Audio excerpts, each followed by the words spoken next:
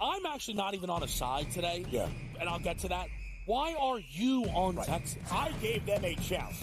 Maybe not me as the overwhelming authority in college football, but entering that game on this set to you guys, I said there is one elite defense entering the matchup in Austin, back to end out October. It's not the Bulldogs like it used to be. It is Texas. College football today, only on SportsGrid. Those guys, those rookies, the Pacom Daddiers, the Jacob Toppins, right? The Tyler Koleks, those young kids. He wants to get them that check. It means a lot to Brunson. And honestly, folks, it's going to mean a lot to this New York Knicks franchise that's never been back to the Eastern Conference Finals or the NBA Finals since 1999. Betting above the rim, only on SportsGrid. The Bostonian versus the Book. I remember one time, I don't know if Kenny will remember this, I said put 100 on, I think I left it on a text, put 100 on this horse that won, and then Kenny called me back later and goes, hey, I never got the text. And oh, I'm like, no. Oh, yeah. Remember that, Kenny? I would never stiff anybody. He texted me as they're loading into the gate, maybe, like it's too late. The Bostonian versus the Book. The NFL and college, they don't operate on the same timelines, right? UNLV's head coach just got, the Purdue job this morning, where I imagine, right, UNC probably needs to know from Bill. Let's say it's late December, and we see 7, 8 teams open, and none of them want Bill. Then Bill's got to make the decision. Does he want to be a college head coach? Pro Football Today, only on SportsGrid.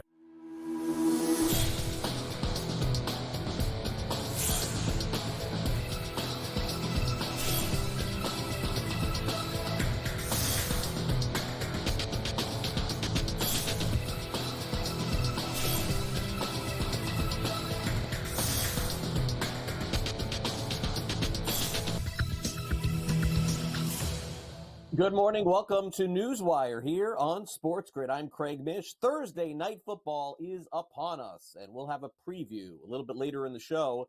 The NFC West still up for grabs as the Rams take on the San Francisco 49ers. We'll break down the very latest in the hot stove and tell you everything that's going on in the world of sports and sports wagering as well.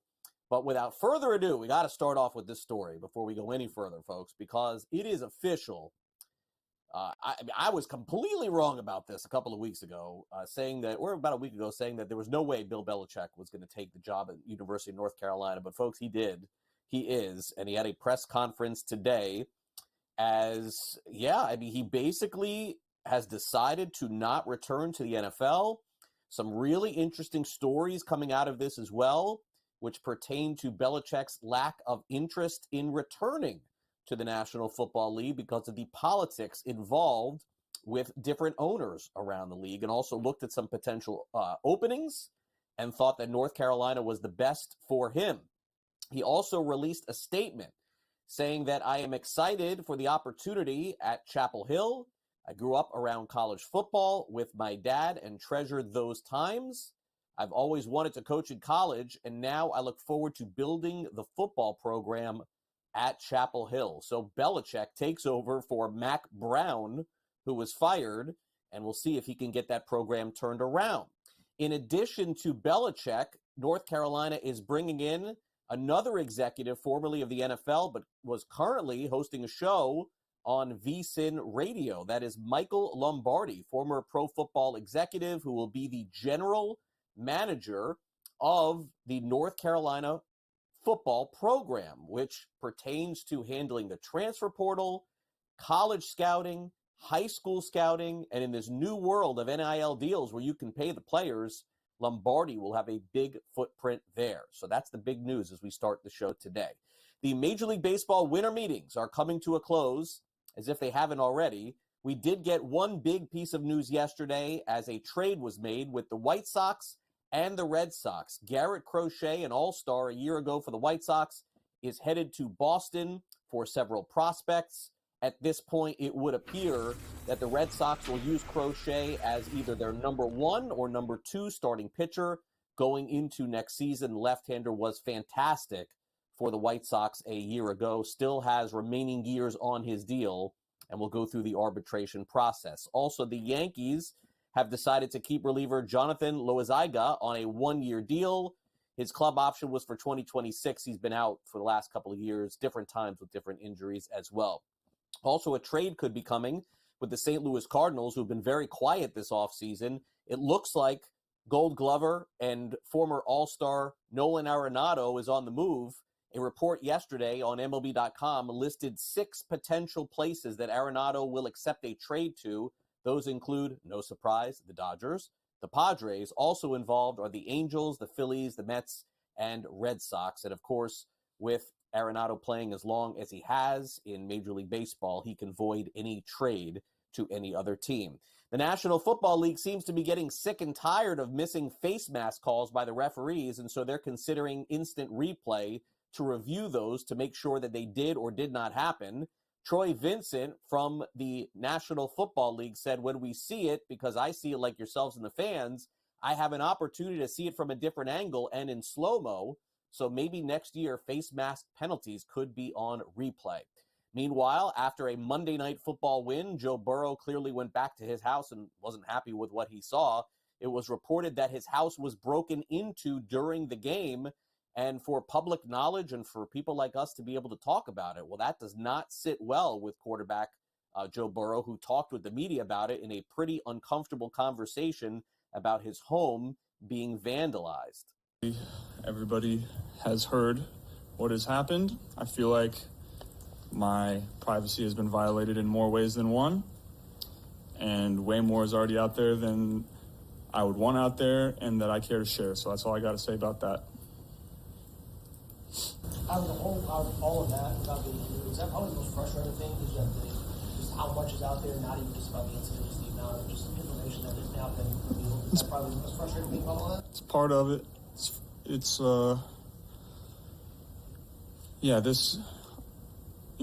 We live a public life, and, one of my least favorite parts of that is the lack of privacy, and that has been difficult for me to deal with my entire career. Still learning, but I understand it's the life that we choose. Doesn't make it any easier to deal with. Right now, Joe Burrow and the Cincinnati Bengals still trying to fight for the playoffs while this distraction happens. Meanwhile, tonight in the National Football League, Los Angeles Rams will take on the San Francisco 49ers. 49ers need every win the rest of the season. Rams probably do too. LA 3-point road dogs in the Bay Area tonight, and it was reported by ESPN, by the way, their backup to the backup running back, Isaac Guerrero, should play tonight. Also a couple of new hires, by the way, in college football this morning. UNLV is hiring former Gators head coach and former Mississippi coach Dan Mullen.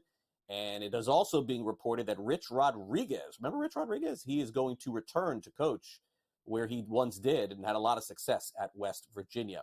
All right, let's take a look at the Southeastern Conference highlights for the 2025 schedule, some of them being released. Georgia and Tennessee will play on September the 13th in Knoxville. Florida, Tennessee will play in Gainesville next to last week of the season in November. Alabama, Georgia, by the way, September the 27th. Also some news from college football. You see the picture there of Garrett Nussmeier. He's returning to Baton Rouge, trying to chase a championship for LSU.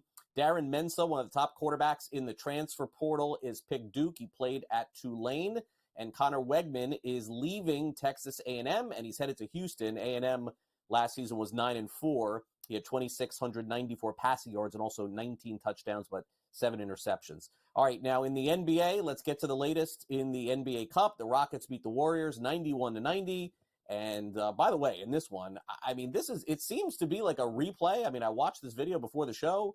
This is the second consecutive week that Steve Kerr at the end of the game has gone off on the officials. Take a listen. Loose ball, diving on the floor, 80 feet from the basket.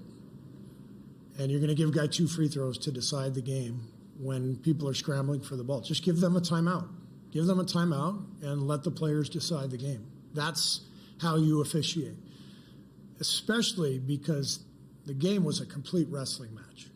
They didn't call anything. Steph Curry got hit on the elbow, plain as day on a jump shot, just clubbed right on there, no call. So you've established you're just not going to call anything throughout the game. It's a physical game. We're going to call it a loose ball foul on a jump ball situation with guys diving on the floor with the game on the line. This is a billion-dollar industry. You got people's jobs on the line. I am stunned. I am stunned. I give the Rockets credit. They battled back. They played great defense all night. But I feel for our guys. Our guys battled back, played their asses off, and deserved to win that game, or at least have a chance for one stop at the end to finish the game. And that was taken from us by a call that I don't think an elementary school referee would have made, because that guy would have had feel and said, you know what, I'm not going to decide a game on a loose ball 80 feet from the basket. Wow, harsh words for the refs again from Steve Kerr. Meanwhile, big upset in the NBA last night. Trae Young and the Hawks eliminate the Knicks from the WNBA Cup. They win 108-100. LeBron James has taken a leave of absence for personal reasons for the team. Tonight, the Pistons are in Boston, and Boston 12.5-point favorites, Heat 10.5-point favorites, taking on New Orleans, and the Kings are in New Orleans. The Raptors will take on the Heat. All right, now, as far as the NCAA tournament is concerned, really good chance that this thing is getting to 72 or 76 teams in March. Charlie Baker, the president of the NCAA, seems to be bullish on this. Also, in college basketball, Rick Pitino and the Red Storm almost put up triple digits as St. John's beats Bryant 99-77. We'll be back with Matt Lutovsky from Sporting News to break down tonight's game in the NFL and the battle for Pennsylvania between the Eagles and Steelers. They'll go at it.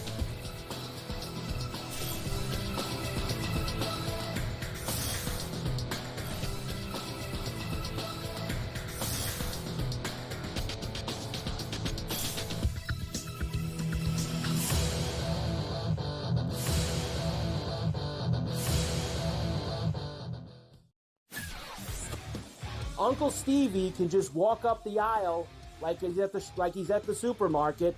I'll get a starting pitcher here, I'll get a closer here, I'll get a first baseman here, and he'll just keep throwing things in the cart because there is no limit. Now he's gone, so they got to go get arms to make that team better. Because the bottom line was they were just outclassed by the Dodgers. Let's face it, they got their ass beat. Pharrell Coast to Coast, only on SportsGrid. The two guys that can do it all. Too much electricity this morning. This is a good time. We're having a lot of fun. I had to do a triple take. Ka-ching! Why? Because he's parody. I didn't mean to offend. Yeah, it's not going to happen. Load management is a dirty word. Let him rip. You know what? Circumstances provide the results. What? Can you do this once? Oh, Donnie, you got such a good show there. A network that is booming. The Early Line, only on SportsGrid. The sharpest football contest show in the land, the Las Vegas Football Contest Show, focuses on Circa Sports Million, Circa Survivor, and the Westgate Super Contest, handicapping the games and releasing our contest picks every week of the season. With two former Super Contest winners, Brady Kannon and James Salinas, a former NFL player, Mike Pritchard, and over $1 million in contest prize money won combined, the Las Vegas Football Contest Show will have you prepared this season like none other. Your gut says Miami is going to win, and you should take the over. Your gut also said your NFT selfies would only go up in value. They didn't.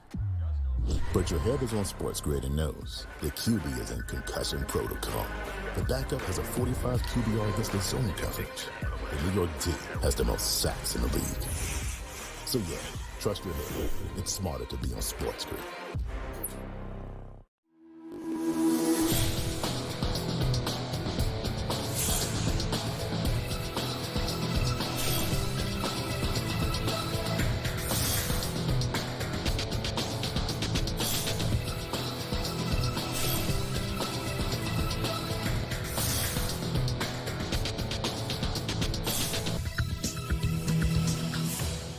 Welcome back to NewsWire here on SportsGrid. This is probably the biggest game of the NFL week. It feels like it, besides this Detroit-Buffalo game. The battle for the NFC West really could come down to tonight's game between the Rams and 49ers. Matt Lutovsky joins us. And, you know, Matt, I don't think the 49ers are going to win the division, but the Rams, simply put, have to in order to keep this going. They're 3-point underdogs tonight in San Francisco. We saw the Rams play last week.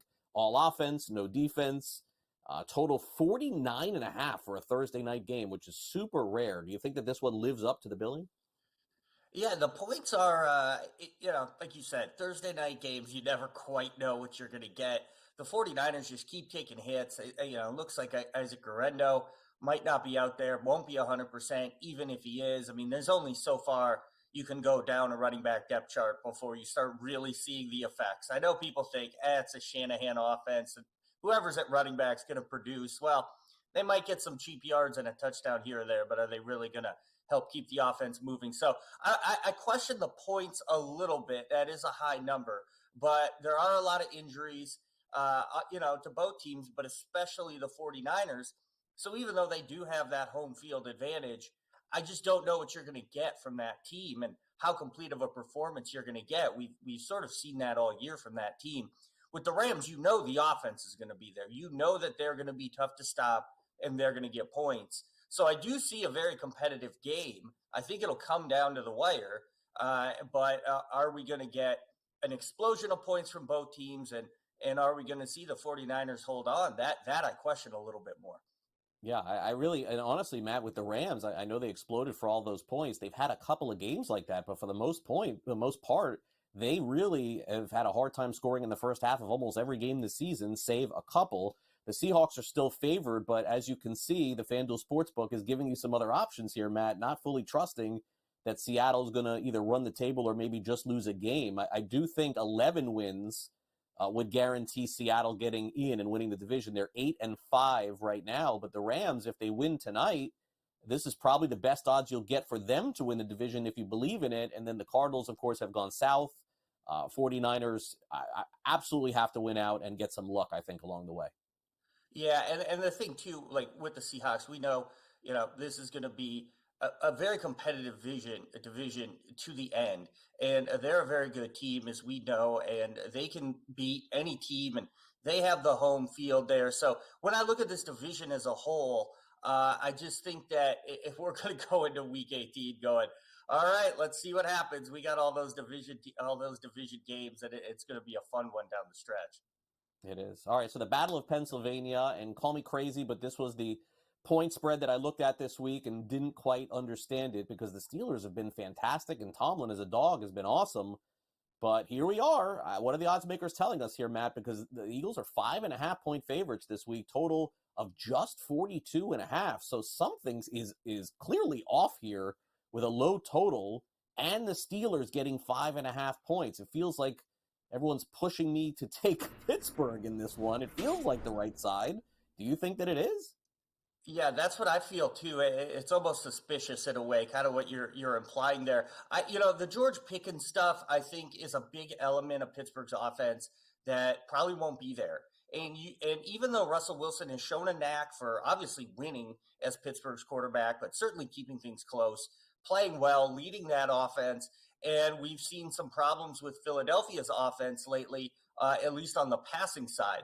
But they do have Saquon Barkley. We know that's going to get cooking. And how many times do we see a team where the top wide receiver is talking in the press and there's all this strife, and then he comes out the next week and just gets peppered with passes and catches 12 balls for 140 yards. So I do think A.J. Brown and Jalen Hurts are going to be a little bit more in sync.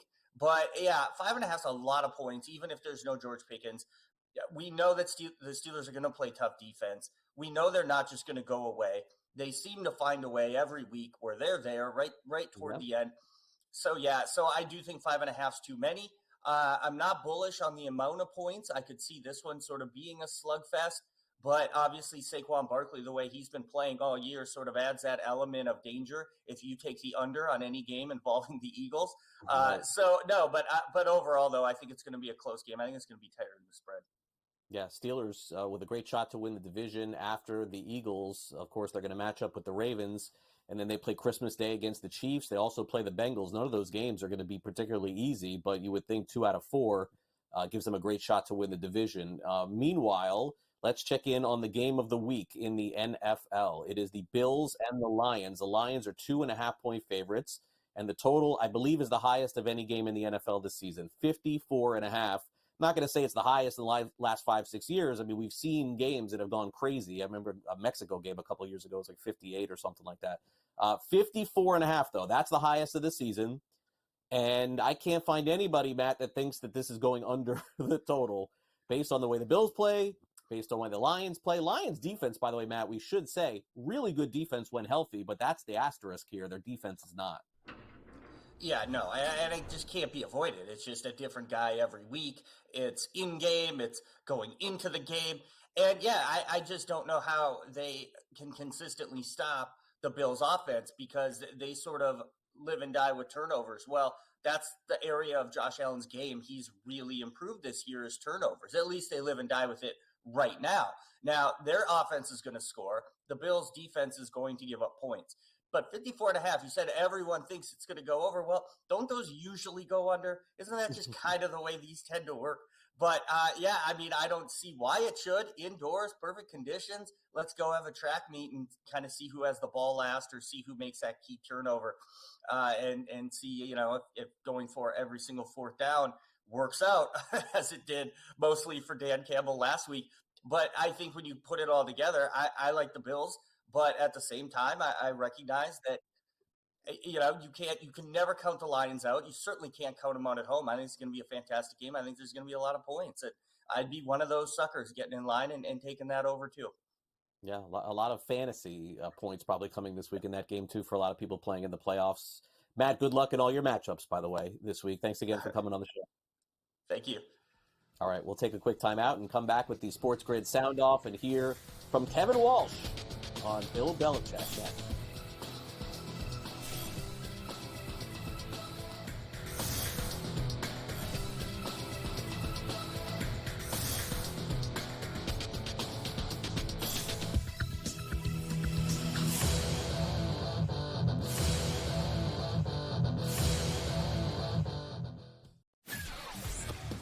Uncle Stevie can just walk up the aisle like he's at the supermarket. I'll get a starting pitcher here, I'll get a closer here, I'll get a first baseman here, and he'll just keep throwing things in the cart because there is no limit. Now he's gone, so they got to go get arms to make that team better. Because the bottom line was they were just outclassed by the Dodgers. Let's face it, they got their ass beat.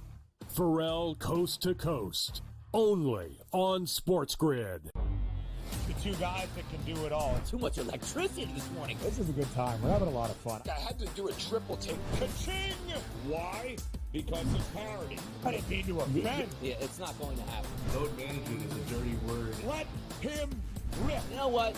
Circumstances provide the results. What? How do you do this one? Oh, Donnie, you got such a good show there. A network that is booming. The Early Line, only on Sports Grid. The sharpest football contest show in the land, the Las Vegas Football Contest Show, focuses on Circus Sports Million, Circus Survivor, and the Westgate Super Contest, handicapping the games and releasing our contest picks every week of the season. With two former Super Contest winners, Brady Kannon and James Salinas, a former NFL player, Mike Pritchard, and over $1 million in contest prize money won combined, the Las Vegas Football Contest Show will have you prepared this season like none other. Your gut says Miami is going to win, and you should take the over. Your gut also said your NFT selfies would only go up in value. They didn't. But your head is on SportsGrid and knows the QB is in concussion protocol. The backup has a 45 QBR against the zone coverage. The New York D has the most sacks in the league. So yeah, trust your head. It's smarter to be on SportsGrid.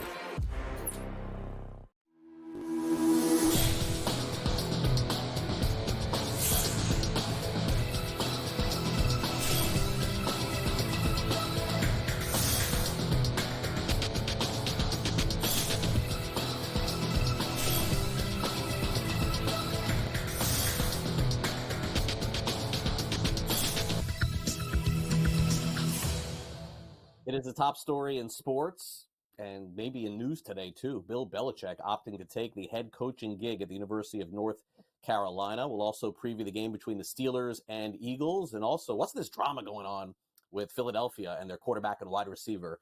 It's time now for the Sports Grid Sound Off.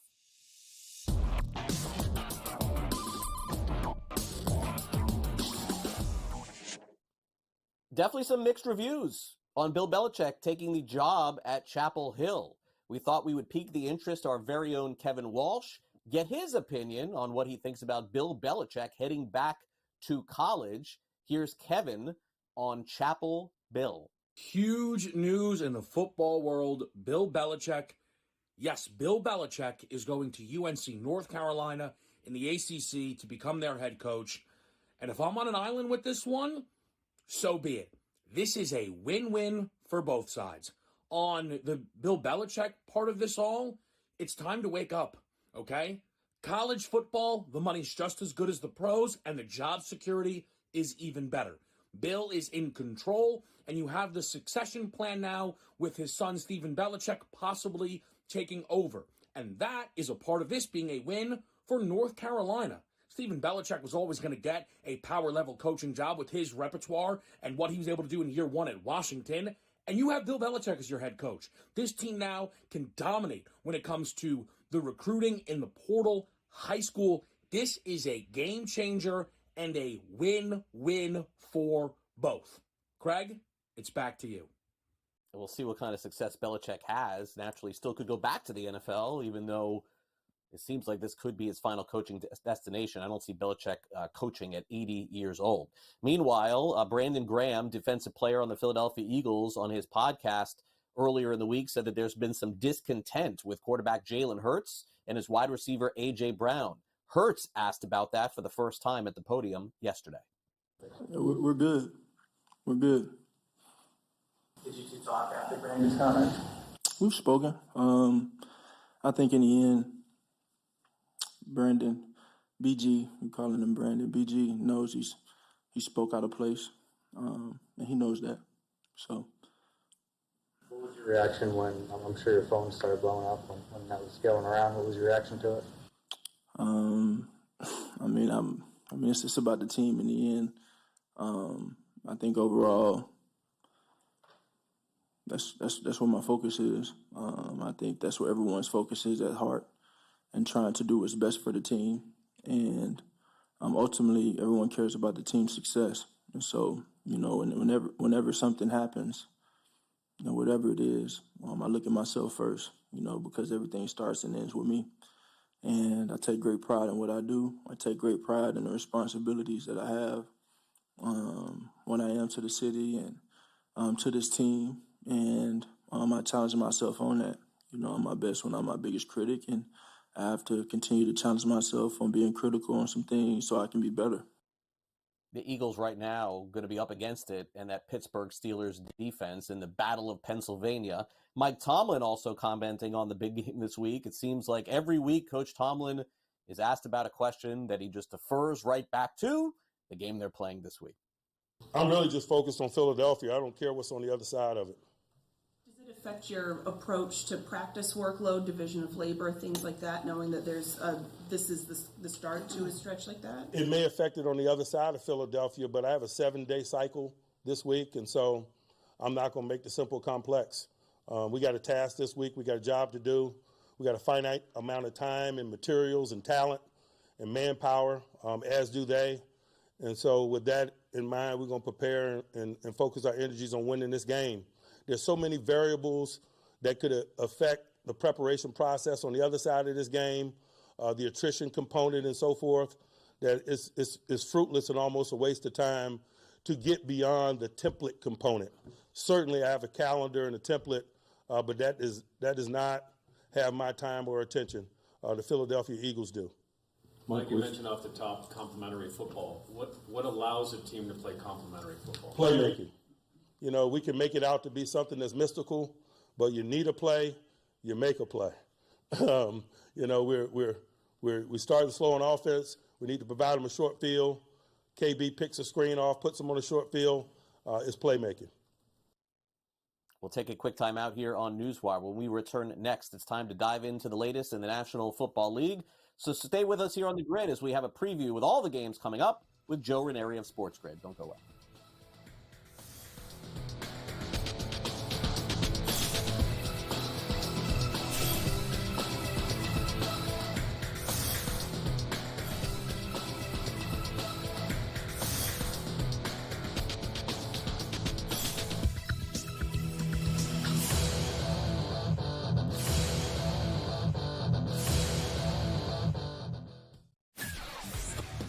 Uncle Stevie can just walk up the aisle like he's at the supermarket. I'll get a starting pitcher here, I'll get a closer here, I'll get a first baseman here, and he'll just keep throwing things in the cart because there is no limit. Now he's gone, so they got to go get arms to make that team better. Because the bottom line was they were just outclassed by the Dodgers. Let's face it, they got their ass beat. Pharrell Coast to Coast, only on SportsGrid. The two guys that can do it all. Too much electricity this morning. This is a good time. We're having a lot of fun. I had to do a triple take. Ka-ching! Why? Because it's parody. I didn't mean to offend. Yeah, it's not going to happen. Load management is a dirty word. Let him rip. You know what? Circumstances provide the results. What? How do you do this one? Oh, Donnie, you got such a good show there. A network that is booming. The Early Line, only on SportsGrid. The sharpest football contest show in the land, the Las Vegas Football Contest Show, focuses on Circus Sports Million, Circus Survivor, and the Westgate Super Contest, handicapping the games and releasing our contest picks every week of the season. With two former Super Contest winners, Brady Kannon and James Salinas, a former NFL player, Mike Pritchard, and over $1 million in contest prize money won combined, the Las Vegas Football Contest Show will have you prepared this season like none other. Your gut says Miami is going to win, and you should take the over. Your gut also said your NFT selfies would only go up in value. They didn't. But your head is on SportsGrid and knows the QB is in concussion protocol. The backup has a 45 QBR against the zone coverage. The New York D has the most sacks in the league. So yeah, trust your head. It's smarter to be on SportsGrid.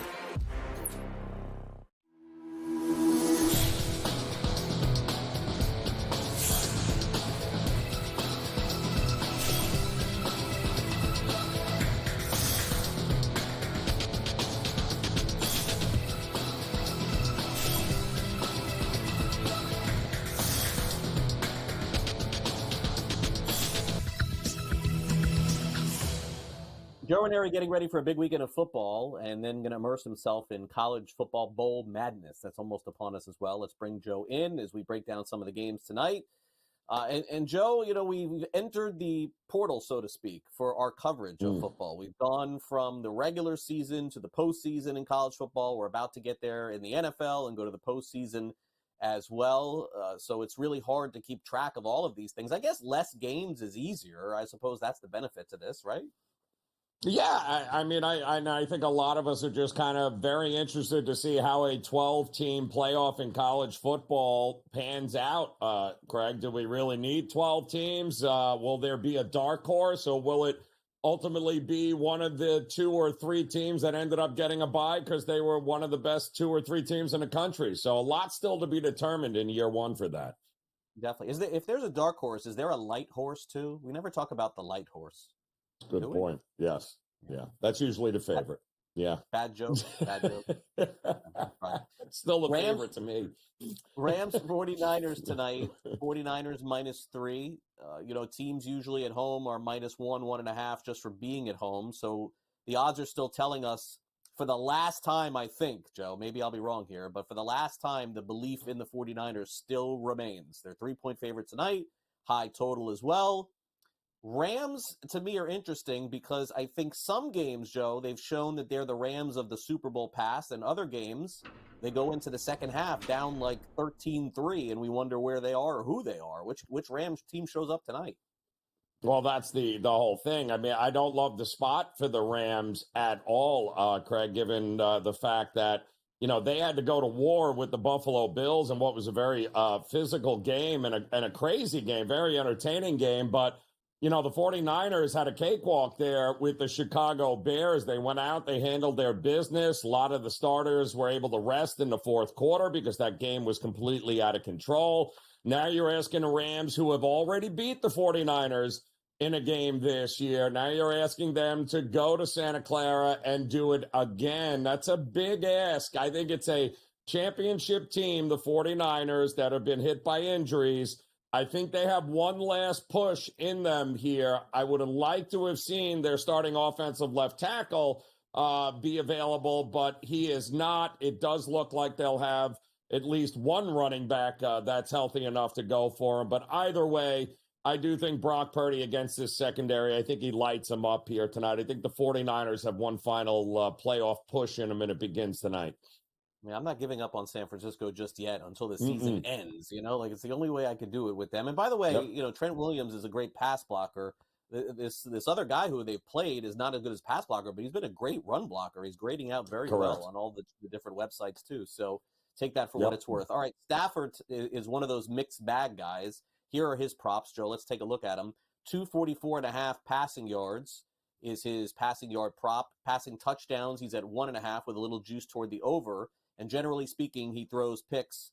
Minus 128 is his anytime interception. So this is one of those, Joe, that I feel like either Stafford's throwing for like 370 tonight or like 170 tonight. I just don't know which one. Any clue?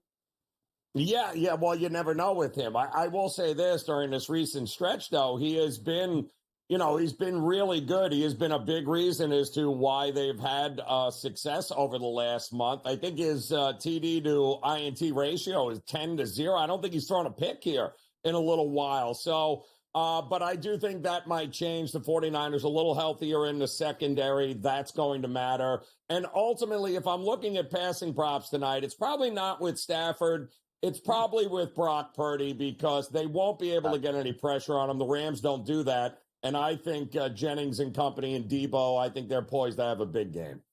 All right, so you heard Joe there, and we'll just show the graphic real quick. But the passing props, 258.5 on the over-under on Brock Purdy. And so Joe likes that. There are the touchdowns, 1.5 minus 120. Anytime interception, minus 108. So we don't need to waste time. Joe told you his opinion on that. So here's the craziest betting stat of the season. I was looking at this 2 weeks ago, and this is continuing, which is really insane. The Kansas City Chiefs have now won 6 out of their last 7 games and covered none. 0-7 in their last 7 games against the spread. So that is the prelude to this game, where the Chiefs are, again, more than a field goal favorite, again, on the road, again. This time it's against the Cleveland Browns, total of 44.5. Jameis Winston last week turned into a pumpkin, Joe. Got off to a 7-0 lead. Everyone's like, oh, here we go again. Winston's going to beat the Steelers. And then, Winston just started completing passes and throwing picks. Kansas City's defense is good as well. Do the Chiefs win? Do the Chiefs cover? Do we just let the trend be our friend and take the Browns? What do you do here?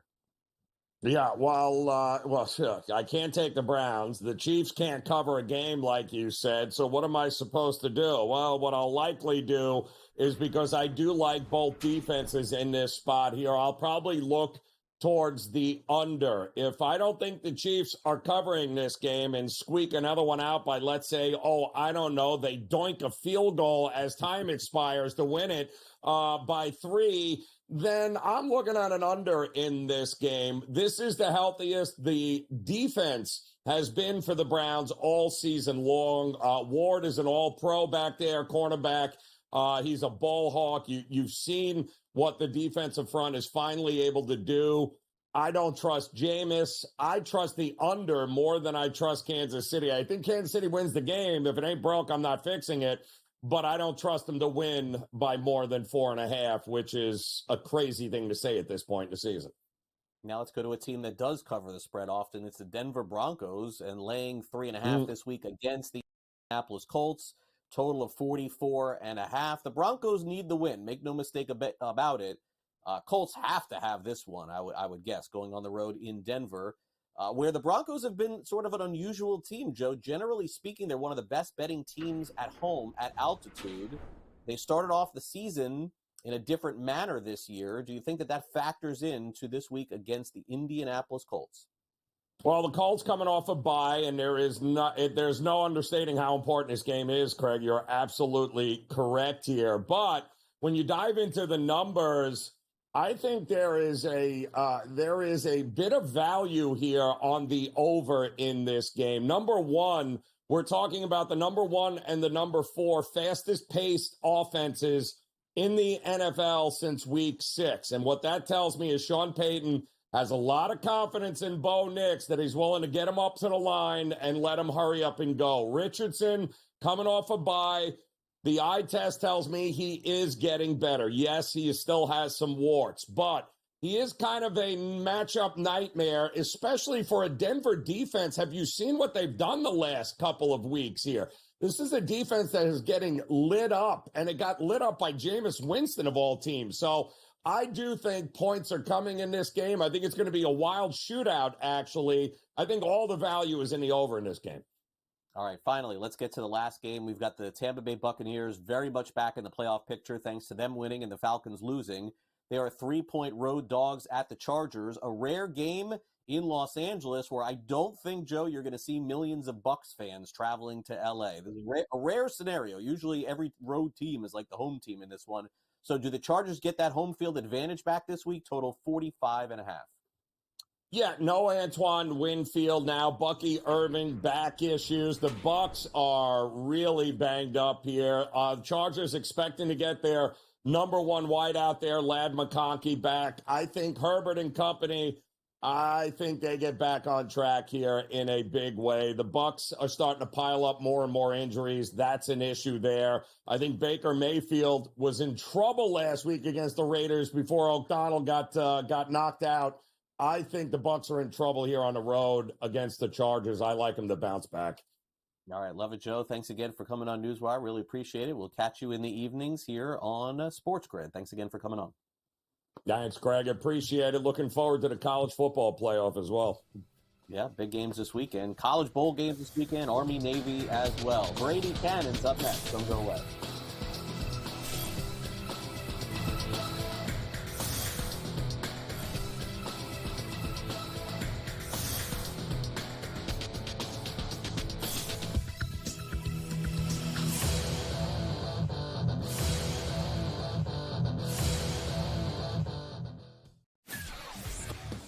Uncle Stevie can just walk up the aisle like he's at the supermarket. I'll get a starting pitcher here, I'll get a closer here, I'll get a first baseman here, and he'll just keep throwing things in the cart because there is no limit. Now he's gone, so they got to go get arms to make that team better. Because the bottom line was they were just outclassed by the Dodgers. Let's face it, they got their ass beat. Pharrell Coast to Coast, only on SportsGrid. The two guys that can do it all. Too much electricity this morning. This is a good time. We're having a lot of fun. I had to do a triple take. Ka-ching! Why? Because of parity. I didn't mean to offend. Yeah, it's not going to happen. Load management is a dirty word. Let him rip. You know what? Circumstances provide the results. What? How do you do this one? Oh, Donnie, you got such a good show there. A network that is booming. The Early Line, only on SportsGrid. The sharpest football contest show in the land, the Las Vegas Football Contest Show, focuses on Circa Sports Million, Circa Survivor, and the Westgate Super Contest, handicapping the games and releasing our contest picks every week of the season. With two former Super Contest winners, Brady Kannon and James Salinas, a former NFL player, Mike Pritchard, and over $1 million in contest prize money won combined, the Las Vegas Football Contest Show will have you prepared this season like none other. Your gut says Miami is going to win, and you should take the over. Your gut also said your NFT selfies would only go up in value. They didn't. But your head is on SportsGrid and knows the QB is in concussion protocol. The backup has a 45 QBR against the zone coverage. The New York D has the most sacks in the league. So yeah, trust your head. It's smarter to be on SportsGrid.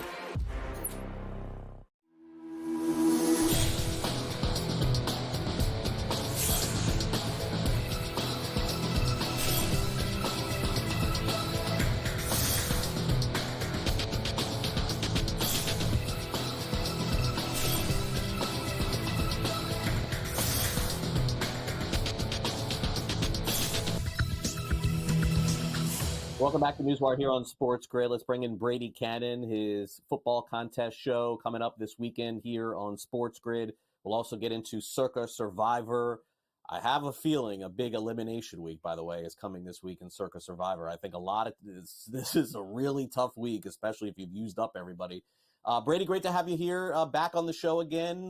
Really a chalky week of football last week usually leads to some madness the next week. Yeah, we didn't have that much carnage in Circa Survivor really into the Thanksgiving holiday and coming out of the holiday. Last week, relatively unscathed. The Miami Dolphins escaped with a victory. The Philadelphia Eagles were tested, certainly. And boy, if that guy catches that ball at the very end there, the Panthers may have sent a few Circa Survivor contestants home. But it feels like maybe carnage is coming because they've had a few weeks of pretty easy going here in Circa Survivor. 52 entries remain. That ticket that you purchased for $1,000 over the summer, the inherent value now about $275,000. Wow, incredible number there. And, time to start talking to other people maybe soon and seeing to pull together and cash out. For sure. All right, let's get to the super contest. My second pick of the year fell flat here on the show last week. My coach bumped Chicago Bears. That was not a bump. It was a downward spiral. So I'm going to end my season picking here at 1-1. Rest of the super contest, really some interesting selections here. It feels like last week was a tougher week with some wins, but not covers. What were your analysis of that card last week? Well, the consensus went 2-2-1, that push coming with the Miami Dolphins, who were laying 6 points in the contest. Of course, they land right on 6. One of our entries did go 2-2-1. One of our Circa entries, let's see, it's the final quarter of this million, and we are 679th to begin that final quarter. It's a 5-week quarter, the last 5 weeks of the season. So we've got 4 weeks left there. We went 3-2 in the Circa. So 679th out of 5,800 entries with 4 weeks to go. Maybe we can cash for a quarterly. In the Super Contest, we did go 3-2. We lost with the Dallas Cowboys on Monday night. A tough beat there as Cincinnati gets that, they block a punt. Cincinnati ends up covering that game. So there's a final 9-week contest, weeks 10 through 18. We're 259th out of 1,100 people with 14.5 points there with 4 weeks left to go. And then a final 6-week mini contest, weeks 13 through 18.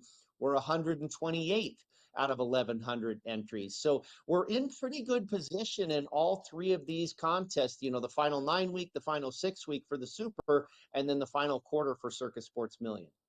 Yeah, and I think if I'm not mistaken, I want to take a look here while we're going at it here. I don't know how many people are going to take the big spread this week. What is that spread with the Giants this week? What is that up to at this point? Yeah. Any clue? Boy, if you still have the Ravens left, 16 and a half. 16 and a half. Wow. And I think the real number, Craig, I made the number 12 and a half. And I have a tough time when you get to spreads that are in the neighborhood of 2 touchdowns. It's hard for me to come up with what the real number should be. Yeah, I ran all my stats in this game, and it comes out to about 12 or 13. I really do think that is the real number here.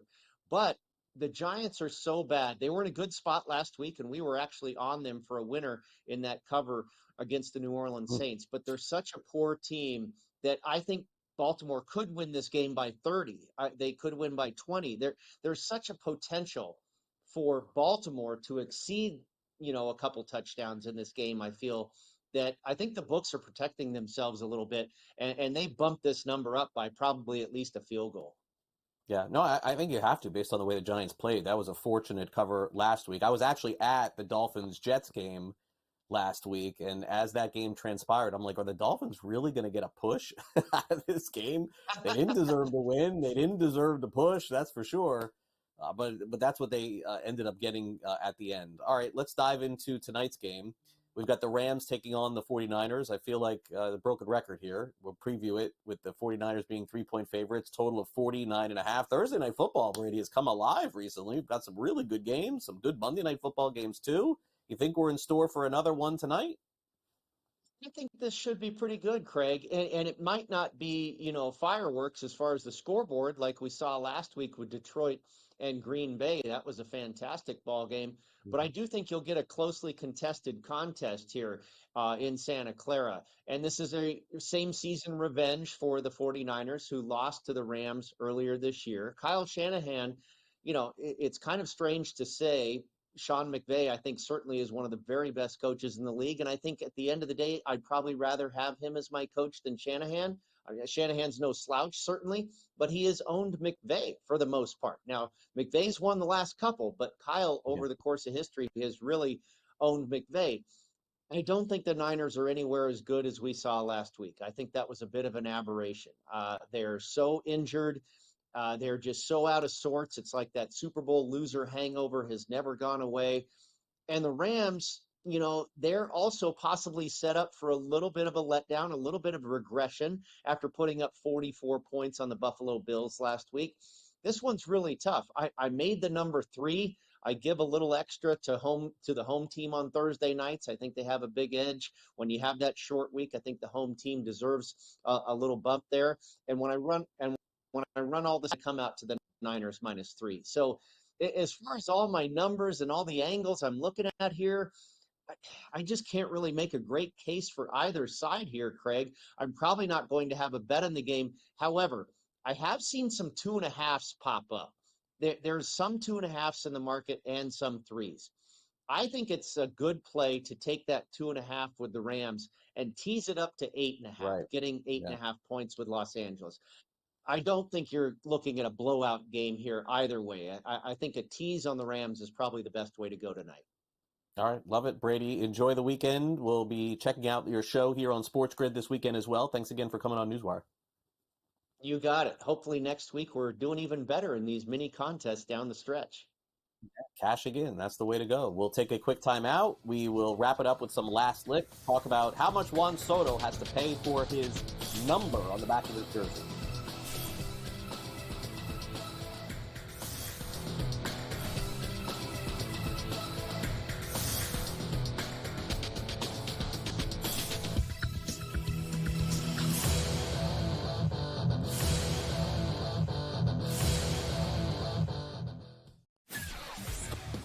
Uncle Stevie can just walk up the aisle like he's at the supermarket. I'll get a starting pitcher here, I'll get a closer here, I'll get a first baseman here, and he'll just keep throwing things in the cart because there is no limit. Now he's gone, so they got to go get arms to make that team better. Because the bottom line was they were just outclassed by the Dodgers. Let's face it, they got their ass beat. Pharrell Coast to Coast, only on SportsGrid. The two guys that can do it all. Too much electricity this morning. This is a good time. We're having a lot of fun. I had to do a triple take. Ka-ching! Why? Because of parity. I didn't mean to offend. Yeah, it's not going to happen. Load management is a dirty word. Let him rip. You know what? Circumstances provide the results. What? How do you do this one? Oh, Donnie, you got such a good show there. A network that is booming. The Early Line, only on SportsGrid. The sharpest football contest show in the land, the Las Vegas Football Contest Show, focuses on Circus Sports Million, Circus Survivor, and the Westgate Super Contest, handicapping the games and releasing our contest picks every week of the season. With 2 former Super Contest winners, Brady Kannon and James Salinas, a former NFL player, Mike Pritchard, and over $1 million in contest prize money won combined, the Las Vegas Football Contest Show will have you prepared this season like none other. Your gut says Miami is going to win, and you should take the over. Your gut also said your NFT selfies would only go up in value. They didn't. But your head is on SportsGrid and knows the QB is in concussion protocol. The backup has a 45 QBR against zone coverage. The New York D has the most sacks in the league. So yeah, trust your head. It's smarter to be on SportsGrid.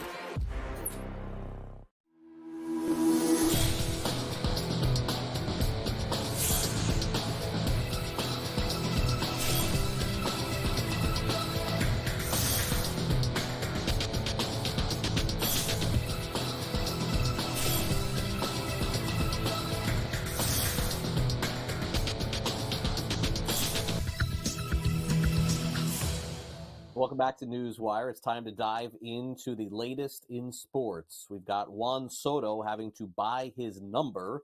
Michael Jordan's house finally sells, and one college coach deciding that the bowl game will mean something after all. It's time now for some last licks.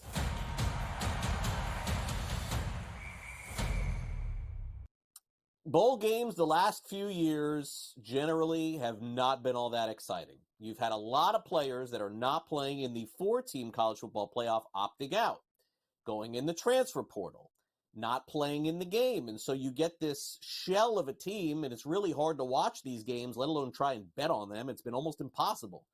But there's a new approach coming for at least one team, and that's Washington Huskies head coach Jedd Fisch, who talked to reporters yesterday ahead of his college football bowl game and said not only are they going to play, but they're going to play with players that have entered the transfer portal. Yes, this is correct.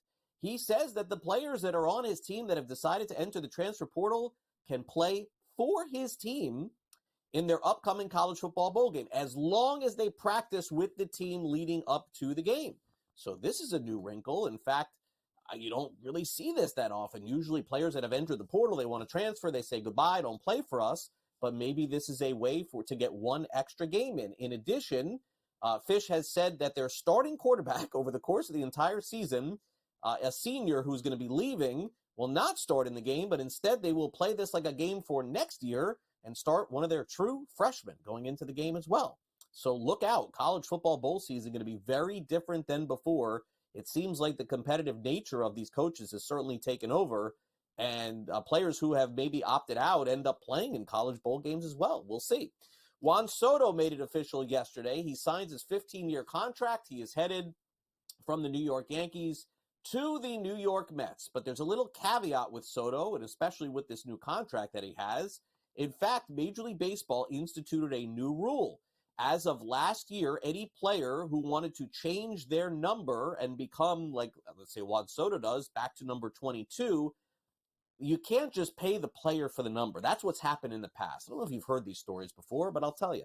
If you want to get the number of another player on the team, you meet with the player, you may throw him a watch or some money or something else, and then you end up taking the number. Well, Juan Soto is going to have to do a little bit more. In fact, there's a report in the New York Post that says that in order for Juan Soto to have number 22 for the Mets next season, what he's going to have to do is purchase all of the former numbers that he had with his previous team of the New York Yankees. So that is right. Anything that is available on a website through Major League Baseball's site, MLB.com, maybe even some of the others, he has to actually buy those jerseys if he chooses to change his number. Wow. So Juan Soto has got made $750 million is not even going to matter. But in the end, it's going to cost him to change his number coming up here in 2025. Michael Jordan is also not hurting for money. So he's kept his house on the market for a really long time, I believe since 2012 or 2014. But his house has finally sold, finally. Bought it for over $12 million. Now it's down to $9.5 million. Wow, Michael Jordan lost $3 million. That's like a drop in the bucket for him. It's a house that has an indoor basketball court, a putting green, 9 bedrooms, 19 bathrooms, and a 14-car garage. Michael Jordan says farewell to his former house, which is worth $9.5 million. The craziest part of this is that Jordan has had his jerseys from NBA Finals and championships selling for more than $9.5 million, which is more than his house. So it just goes to show, I don't know what memorabilia Michael Jordan even has left from his playing days over the course of his career, but in all likelihood, he can just sell a pair of shoes or a pair of shorts or a jersey and make up the $3 million that he lost here, no problem. Big world problems here for Michael Jordan, losing a little bit of money on his house. It doesn't even matter. You and I couldn't say the same. That'll do it for the show today. Thanks to Matt Lutovsky from Sporting News. In addition, I want to thank Brady Kannon for coming on the show and talking a little pro football with us, as well as Joe Raineri from SportsGrid. Thanks again to our director, Luke, and for my producer, Frank, I'm Craig Mish. We've got Pharrell Coast to Coast coming your way, 3 o'clock Eastern, so stand by and get ready because Game Time Decisions comes on after that, followed by a preview of the NFC West Clash on Pro Football Today, in-game live Pro Football, and then Pro Football Today post-game. It is your one-stop shop for sports betting, news, notes, and information exclusively here on SportsGrid. Hope you enjoy the rest of your day. We'll recap Thursday Night Football on the show tomorrow and preview 3 college football games which are on the slate for this Saturday. Have a great Thursday, everyone. See you then.